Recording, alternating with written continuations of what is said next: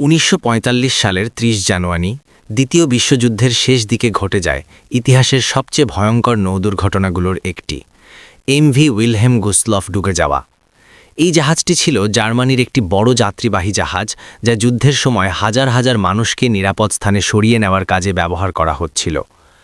সেই সময় ইউরোপে চলছিল ওয়ার্ল্ড ওয়ার II। যুদ্ধের শেষ পর্যায়ে সোভিয়েত বাহিনী দ্রুত জার্মানির দিকে অগ্রসর হচ্ছিল। পূর্ব ইউরোপের অনেক জার্মান নাগরিক ভয়ে নিজেদের বাড়িঘর ছেড়ে পালাচ্ছিল। এই পরিস্থিতিতে সমুদ্রপথে মানুষদের নিরাপদ স্থানে নিয়ে যাওয়ার জন্য শুরু হয় অপারেশন হ্যানিবেল, যা ইতিহাসের সবচেয়ে বড় উদ্ধার অভিযানের একটি। এমভি উইলহেম গুসলফ সেই অভিযানের অংশ হিসেবে হাজার হাজার মানুষকে নিয়ে যাত্রা শুরু করে। জাহাজটি মূলত ১৫০০ জন যাত্রী বহনের জন্য তৈরি ছিল, কিন্তু সেই দিন এতে ১০,০০০-এরও বেশি মানুষ উঠেছিল। এদের মধ্যে ছিল নারী, শিশু, আহত সৈনিক এবং সাধারণ নাগরিক। ১৯৪৫ সালের ৩০ জানুয়ারির রাতে জাহাজটি বর্তমান পোল্যান্ডের উপকূল থেকে যাত্রা শুরু করে। চারদিকে ছিল বরফ শীতল সমুদ্র এবং তীব্র ঠান্ডা বাতাস। জাহাজের ভেতরে মানুষে মানুষে ঠাসাঠাসি, কেউ দাঁড়িয়ে, কেউ বসে, কেউ বা ডেকে শুয়েছিল। এই সময় সোভিয়েত সাবমেরিন S-13 জাহাজটিকে লক্ষ্য করে। সাবমেরিনের অধিনায়ক জাহাজটিকে একটি গুরুত্বপূর্ণ সামরিক লক্ষ্য হিসেবে বিবেচনা করেন। রাতে অন্ধকারের মধ্যে থেকে ৩টি টর্পেডো ছোড়া হয়। কয়েক সেকেন্ডের মধ্যেই টর্পেডোগুলো জাহাজে আঘাত করে। প্রথম বিস্ফোরণে জাহাজের সামনের অংশ ক্ষতিগ্রস্ত হয়, দ্বিতীয় বিস্ফোরণে মাঝখানে বড় ক্ষতি হয় এবং তৃতীয় বিস্ফোরণে জাহাজের শক্তি ব্যবস্থা ভেঙে পড়ে। হঠাৎ করেই পুরো জাহাজে আতঙ্ক ছড়িয়ে পড়ে। মানুষ চিৎকার করতে শুরু করে, সবাই জীবন বাঁচানোর জন্য ছুটোছুটি করতে থাকে। অনেকেই বুঝতেই পারেনি কি ঘটছে। জাহাজটি দ্রুত কাত হয়ে পড়ে এবং কয়েক মিনিটের মধ্যেই পরিস্থিতি নিয়ন্ত্রণের বাইরে চলে যায়।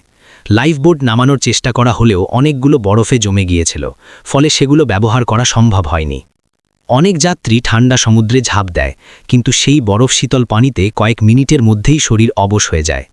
শিশু ও বৃদ্ধদের জন্য পরিস্থিতি আরও ভয়ঙ্কর ছিল। মাত্র ১ ঘন্টার মধ্যেই এমভি উইলহেম গুসলফ পুরোপুরি ডুবে যায়।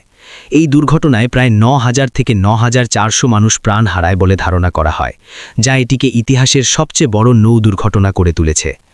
এই দুর্ঘটনার ভয়াবহতা এতটাই ছিল যে অনেক মৃতদেহ কখনোই খুঁজে পাওয়া যায়নি। ঠান্ডা সমুদ্রের গভীরে তারা হারিয়ে যায়। এই ঘটনার খবর যুদ্ধের কারণে তেমনভাবে প্রচার পায়নি। বিশ্বের অনেক মানুষ দীর্ঘদিন এই দুর্ঘটনার ব্যাপারে জানতেই পারেনি। আজও এই দুর্ঘটনা ইতিহাসের একটি মর্মান্তিক অধ্যায় হিসেবে বিবেচিত হয়। এমভি উইলহেম গুসলভের ধ্বংসাবশেষ এখনও সমুদ্রের নিচে রয়েছে, যা সেই ভয়াবহ রাতের স্মৃতি বহন করে। এই ঘটনাটি আমাদের মনে করিয়ে দেয় যে যুদ্ধ শুধু যুদ্ধক্ষেত্রে নয়, সাধারণ মানুষের জীবনেও কতটা ভয়ঙ্কর প্রভাব ফেলতে পারে।